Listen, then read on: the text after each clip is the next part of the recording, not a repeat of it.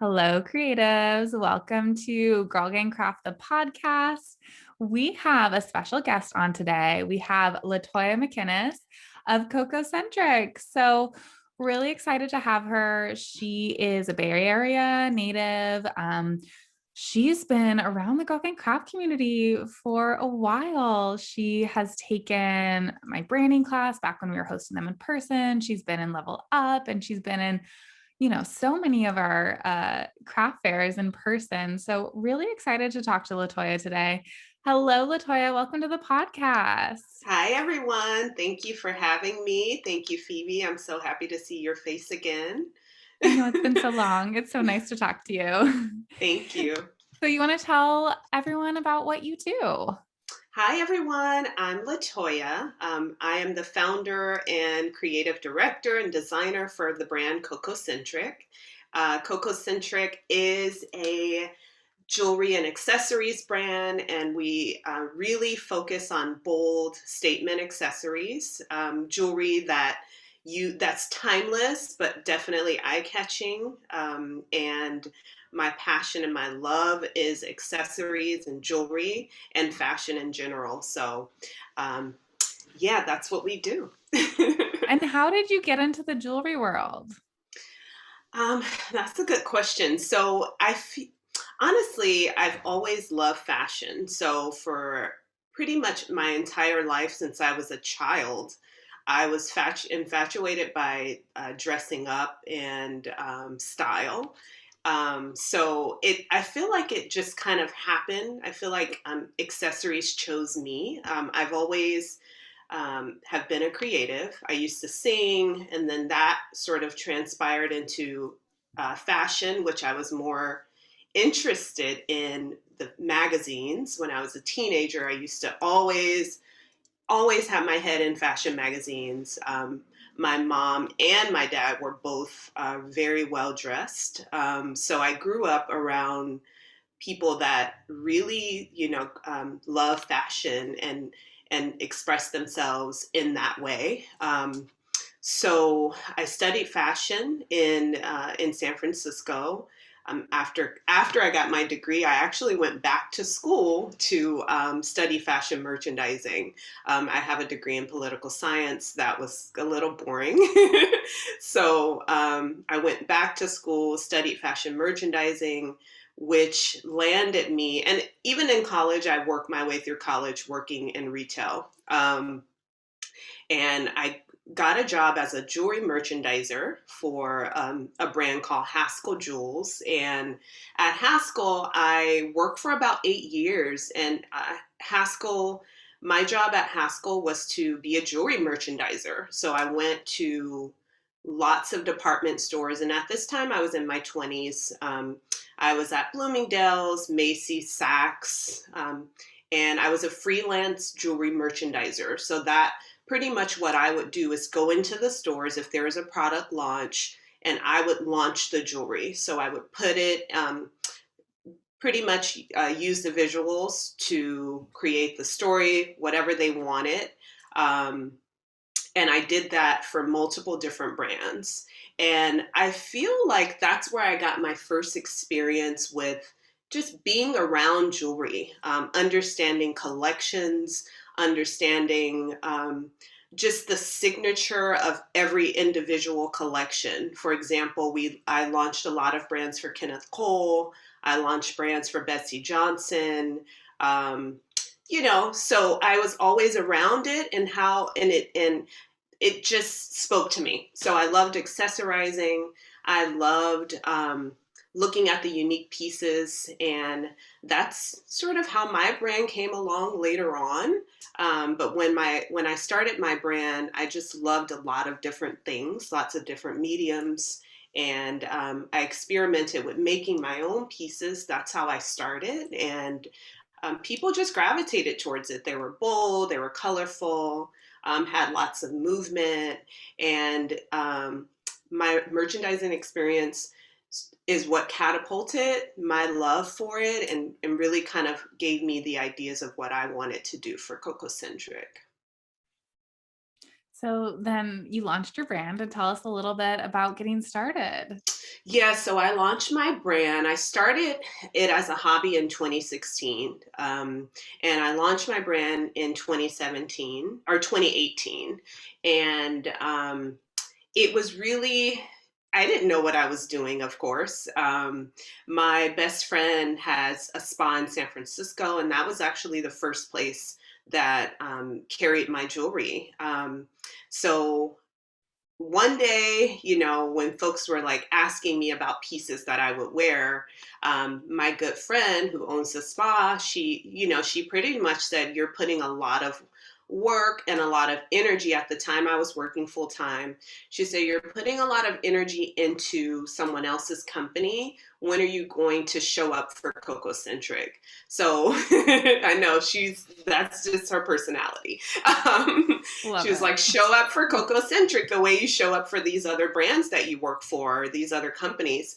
And that's pretty much when I swallowed the pill and said, "You know what? I need to launch Cocoacentric."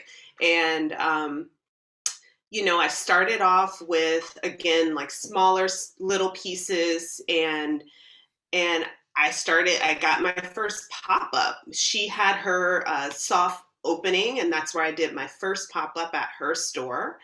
And I remember that day because like I said, I was working part time, kind of working full time, actually, juggling a lot of different things. I wasn't getting paid very much. And I remember that first pop up, I was in between paychecks. I think I had like $2 in my bank account. And and I had my first pop up and I made $1,100. And I was like, in tears. I mean, tears of gratitude and joy, because it almost solidified, like, this is what I need to be doing, because people were so receptive to my jewelry, and so just my table was like crowded. It was like I couldn't believe it.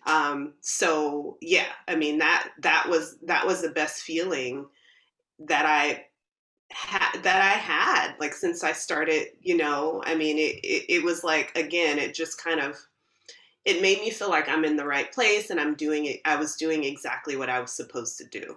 And if it was almost like, if this isn't a sign, then what is, because I didn't know what people would think. I was like, I don't know if people would like my stuff, but they did. So yeah, I went from $1.78 to over a 1K, that within like 6 hours. So it was pretty amazing.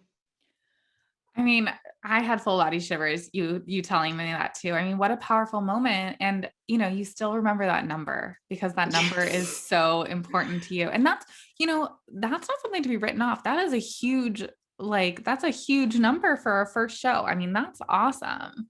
I Um, know. it really is. And your booth is still always crowded, and you are always so warm and such a good saleswoman, and you're always chatting to people, and it's like a good time always at your booth. So I mean, you've Thank really you. carried, yeah, I mean, your in-person selling is incredible. I mean, so is your social media, but that's a different conversation. So I mean, what a powerful thing. And then so then what happened when you started taking your brand seriously? So after that, it was just like, okay, what else? What's next? What am I going to do next?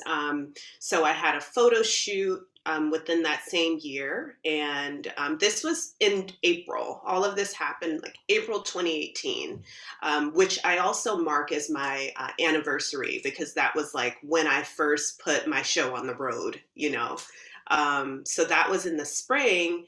And then the next show, you reached out to me. um, and I had a pop up at Girl Gang Craft. And I want to say it was at the auto show. Let me take this off because my recording. I want to say it was at a car place in Mm-hmm. Oakland. Mm-hmm. That was like Classic Cars West. Classic Okay. Cars West. That was like my second pop up. Oh my God, I love it. I'm So trying to remember how I found you. I don't know. I just find people. I have no idea. I think with the photo shoot, I want to say I just said, you know what? It's time for me to put it all out there. I think just having that pop up really gave me a lot of it gave me a lot of energy and a lot of confidence to just keep pushing, keep pushing. And I was pushing out content. I think that looked different from other makers in the Bay Area. The Bay Area is very, there's two visuals. Typically, it's very earthy, or it's just like I was doing something completely different, and I think that's why I got the attention of a lot of folks. Um, I really love nature. So there's this element of fun with Cocoacentric, this element of sexy. I always say that Cocoacentric is a brand that epitomizes that feeling of summer, that passion and the excitement and the love. And the energy of summer. So everything I do, it's like I want to embody, I want to package that, and that's what I'm selling to you, along with me as a Black woman. There's also this element and this sort of sex appeal and style. And I don't know how you found me, but I was like so nervous. And I think I doubled that amount at that event. That was a really good event for me as well. So, I launched the brand, and of course, I had to figure out how am I going to keep this up because it was a lot of work, and I was still working a job, and I am a mom as well. So, it was a lot, but I kept going. I was like, all right, I'm not stopping. So I'm sorry, I'm having some technical difficulties here. I guess this is part of it too. Hold on just a second. My ring light fell down. There we go. Okay, it's back. um, so yeah, I told myself I'm not gonna stop. This is what I want. Again, prior I had always wanted a fashion brand. In the beginning, I considered clothing, and I just felt like there was too many people doing or too many people in that category. And because I did work freelance as a stylist as well. So in my 20s, I used to dress folks. I dressed a lot of um, bands in Oakland and San Francisco. And I was always really, really good at accessorizing. So that was my niche. And jewelry it just happened and it worked. And it's what I love. So, I mean, I sifted through so many different things, like working jobs that I hated, not feeling like I would always get jobs, and it was more about the way I looked and not about how brilliant and how talented I was, and that was always really painful for me. It's like, why can't people, see that I'm really smart and that I'm really talented? It was more about, oh my God, you dress so well and you're so stylish. But I feel like that really gave me really thick skin to take on my own business, and also be, when I get to that point where I have employees, I want to be a different type of boss, so yeah. I love hearing you talk about all this because it's so clear that this is your passion. And I'm like, you talk about your brand so well. And what a beautiful thing. I mean, so much confidence, and you're so true to yourself, and that comes across in your brand. So, I mean, Thank you. that's, yeah, of course. And I didn't quite realize that we were such a part of your story. So I love hearing Oh my that. God, like I was like emotional when you said you were Oh, moving.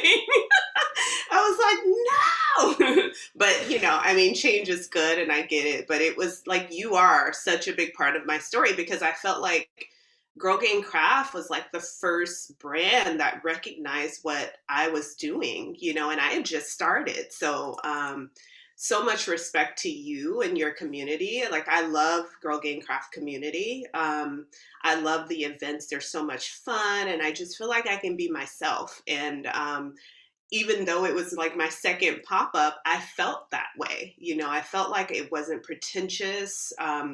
It was fun, and it really embodies an aspect of my brand that I love. I love it. Thank you. Can we just like market this as a little video and just send this out to people? I'm kidding. Yes. But no, seriously. So let's actually talk about a little bit about how we played a part in your story. And I know that you had taken like my first branding class ever that I taught in person in Hmm. Oakland Yep. and then level up. So can you talk a little bit about maybe those experiences and how, I don't know, how maybe it gave you clarity in your brand or what you learned from it? Yeah, sure. I'm going to record this part because I think it's important. Let me see. I think it's really important. People can know. So, let's see. All right, I'll start now.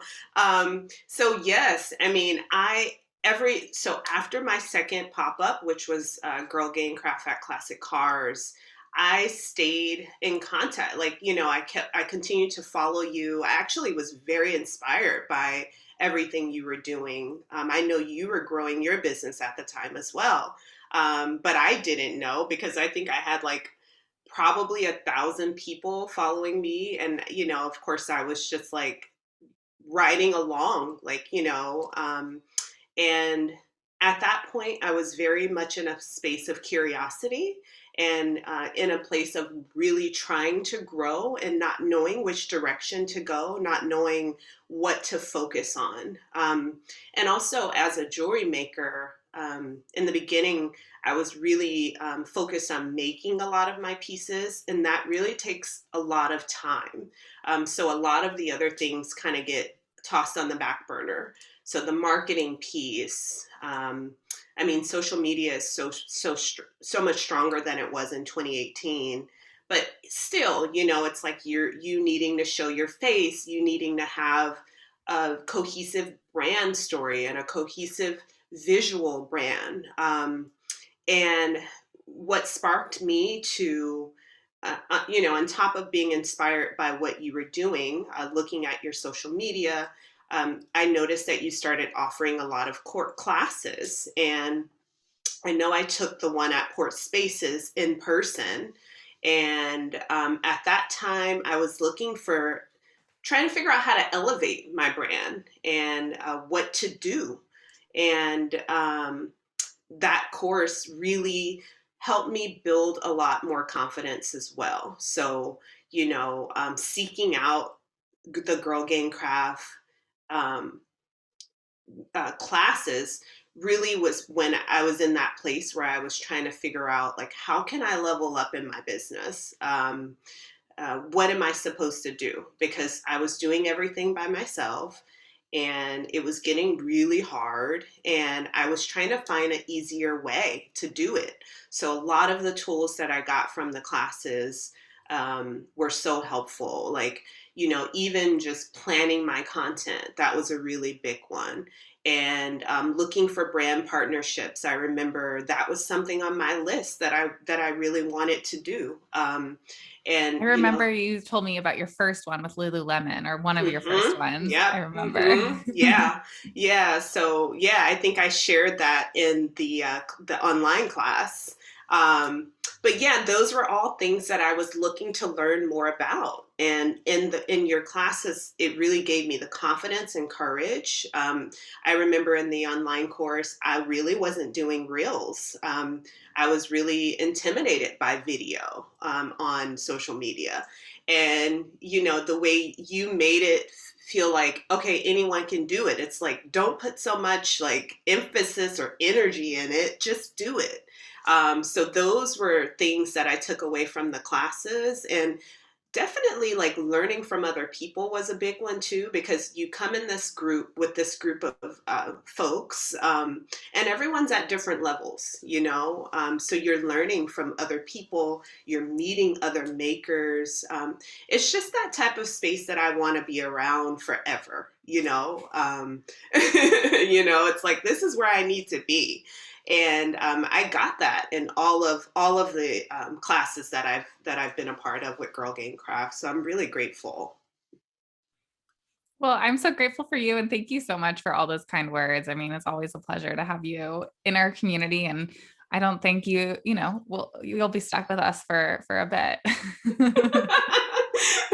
Yeah, I'm all right with that. I'm like, Yeah. yay.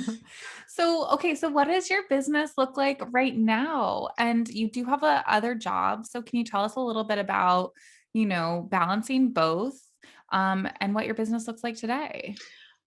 So right now, I mean, gratefully during the pandemic, again, I was laid off during the pandemic. That was really scary because most of my money was coming, or most of my financially was being supported by my day job. And Cocoacentric was still sort of like a secondary thing, and it wasn't generating enough income to live. So now I'm at the place in my business, and during the pandemic, that was another opportunity and another sign to push me further. I had spoke to one of my mentors when I got laid off, and I said, I don't know what I'm going to do. All I have is Cocoacentric, and I just got laid off, and I mean, everyone has the story of if they did get laid off during the pandemic, it was like a good 6 to 8 weeks where you didn't have anything, right? Because you were waiting for that unemployment to kick in. And it's like, where is it? Um, And then you and couldn't get a hold of them, and then you kept on trying to call them every day. And Exactly. I Three was times also a there. day in the Oh my God. morning, three times in the midday. Yeah. It's crazy. And she told me, she said, you know what? You have been saying that you wanted Cocoacentric to be your prime.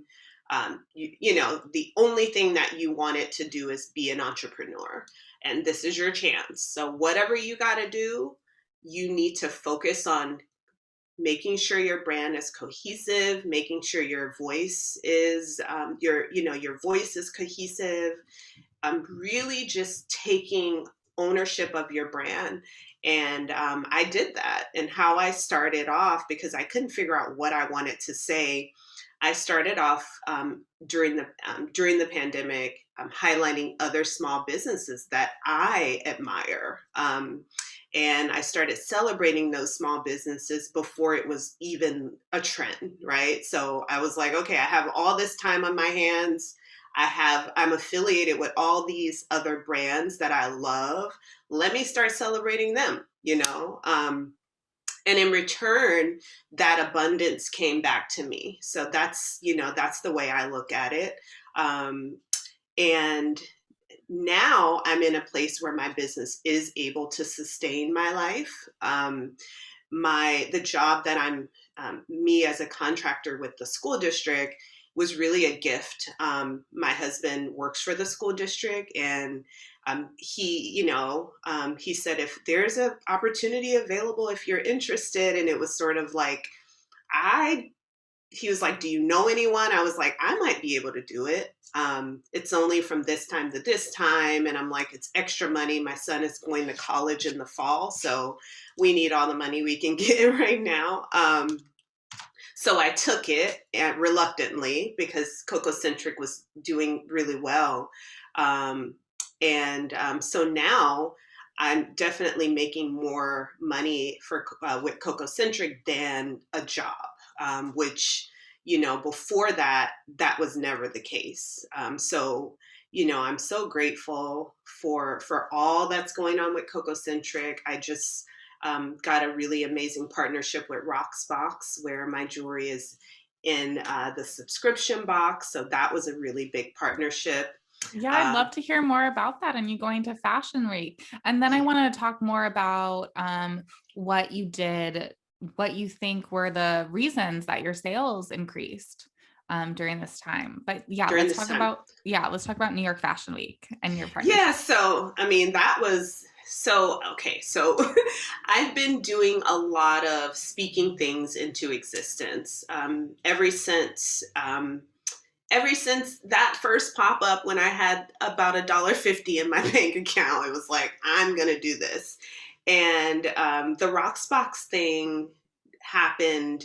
So one of my friends from a former job, we were still friends. She knew some folks that work for Rocksbox. Rocksbox is based in San Francisco, and she had told them about me, maybe a year or two ago. And what is Um, Rocksbox? Do you want to just explain to our listeners? Yeah, so Rocksbox is a brand that focuses on jewelry subscription. So they have members. So you have a membership. You pay a monthly membership amount. I want to say their membership is about $20 a month, and every month you get to choose whatever jewelry you like. And they have over 40,000 members, and they're a nationally known company. They just got recently acquired by what is it called? Signet, which is they own Zales and Jared and some of the other really big jewelry brands. So they are based in San Francisco. That's where they're headquartered, and they have been very successful with jewelry subscription, and they have a gamut. I mean, so many designers, from really big name designers like Kendra Scott, and they work with smaller brands like myself and other smaller brands they bring in. I'm sorry. So yes, and I know that keeps timing out. Um, so yeah, Rocksbox is their business soared during the pandemic because I'm pretty sure a lot of women were home on Zoom and they wanted to look fabulous. And From what I hear, they had been ever since my friend shared my brand with them, and they have been checking me out, seeing what I was doing, just kind of following the brand, which goes back to making sure that your brand is consistent, making sure that your story is tight, because you never know who's looking at your brand. Um, Yes. yes, snaps to Yes, that, yes, right? yes. Which is the same thing happened last summer. Last summer, InStyle, the fashion editor of InStyle magazine, emailed me, and I'm like, "Hey, how did you find me?" They found me on Instagram. So you really have to make sure that your brand is consistent and that you're using your voice, in your brand, and just being yourself, because that always comes through. So how back to Rocksbox, so how that whole thing kind of transpired is I had a meeting with one of the merchandisers for Rocksbox, and they expressed to me that they love my pieces. They were looking to bring in a different sort of diverse looking jewelry. They do tinier, smaller things, and they wanted to bring in things that had more texture and were a little bit bigger and had more of a natural aesthetic. And that was what attracted them to Cocoacentric.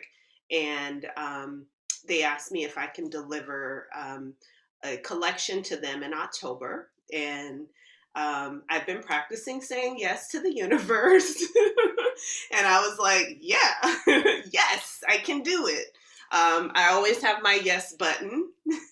I love that. That's so great.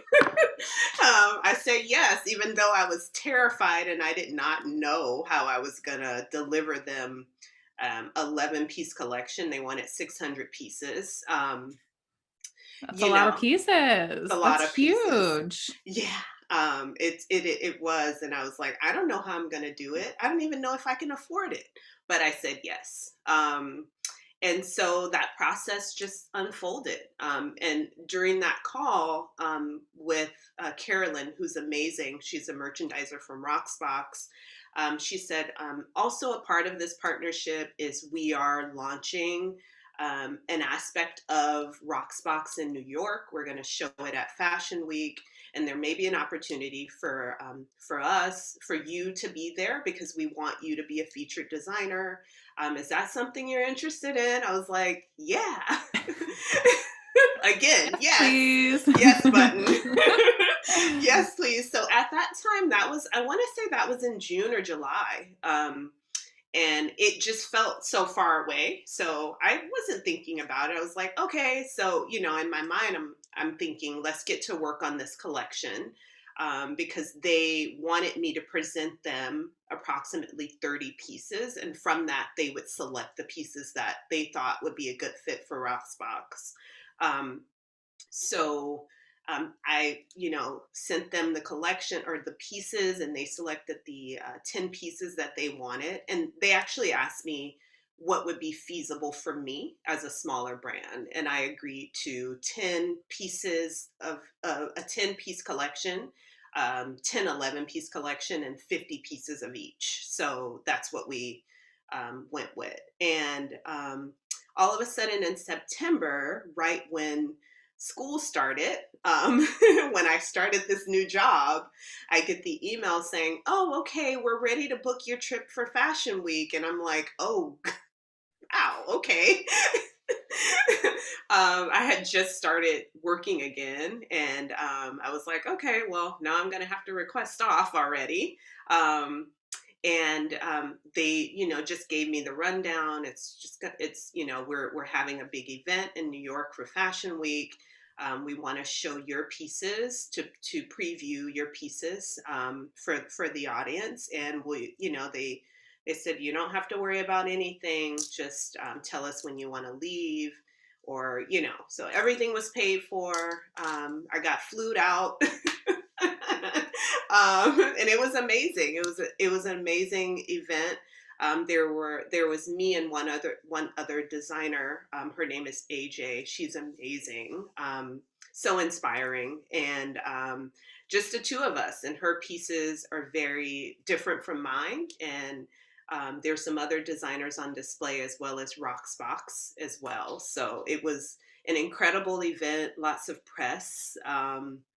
It was an outdoor event in Soho, and it was so much fun. It was so different. I was so out of my element, obviously, because I'm so regular. But it was fun. It was really a lot of fun. What a magical little fairy tale. Right? Seriously, what a dream. That's a testament to your energy, to your work, to your artistry, to your creativity. So congratulations. That's huge. Thank you. And then so what sort of press came after that, or Hmm. to be determined still? To be determined still. Okay. I did meet a lot of folks from different publications, lots of digital publications, Okay. Goop, Essence magazine. There's some other fashion brands, smaller fashion brands that I wasn't really familiar with that were there, and just a lot of folks asking about my jewelry. I haven't the My Rocksbox collection did launch. It launched the second week of October. Actually, it launched the third week of October, so just about a couple of weeks ago. So that is live. And the collection seems to be doing well. It's still very new, so we'll see. It's different for Rocksbox. But it was just a lot of folks. I got lots of new followers and lots of people interested in what I was doing, which is that's what you want. So, okay. So this is amazing. Mhm. But also, what else do you think has helped your success during this, last year and a half time period? You know, Honestly, I think it's being authentic. It's me continuing to push forward with what my vision is for Cocoacentric. But I think number one is just the energy that I'm putting into it.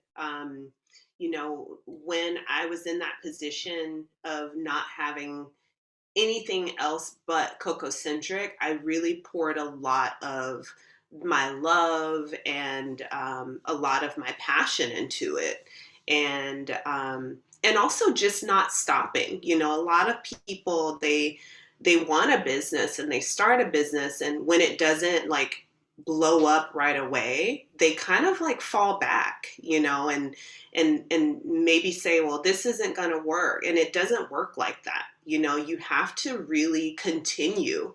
There are times when I get zero online sales, because I am an e-commerce business, and you can't give up, you can't stop. So one of the key ingredients is continuing to show up, not stopping when things are slow, and just trying to continue to reinvent yourself, exploring new things, again, which is one of the reasons that I had joined your classes, your marketing classes, is like trying to figure out how I can do things a little bit different, because things are changing and moving so rapidly, and we always have to be on top of like what's next, or trying out different things. And I think the success in Cocoacentric has been me continuing to reinvent myself, me continuing to believe in myself, continuing to put myself out there,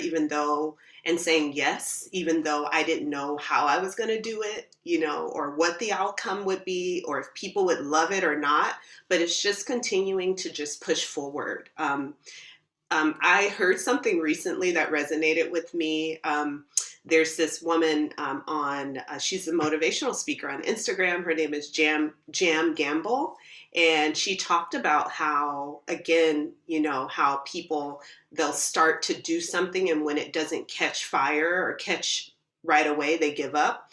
But you think about, for folks that have children or have ever worked with children, you think about how children, they love a book. They never say, oh, can you read this book to me once? They want to hear that story over and over and over again, like forever. And you have to approach life like that. You don't just do it once, you keep at it. So, you're like, to us, we're like, why does this kid want to read this story again? Like, they read this story like 5 times already, but they always want to read that same book over and over and over again. And you have to apply that same principle to your business. You can't give up. You got to keep trying, keep doing other things. And yeah, it makes me emotional just thinking about it. That's all such great advice. I mean, seriously. So what's next for Cocoacentric? My God, I mean, I want to do it all. My goal is to get in more magazines. That's sort of where I see myself, and where I want to be. What's next is I have a photo shoot coming up, and I'm hoping with that photo shoot, I can, push and get into more publications. I am not making I finally have partnerships with manufacturers now, so I can take away a lot more time that I was using on making pieces. What's next is just to continue to grow and continue to just create this brand that I want everyone to know about.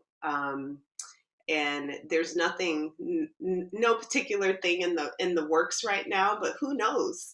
Stay tuned.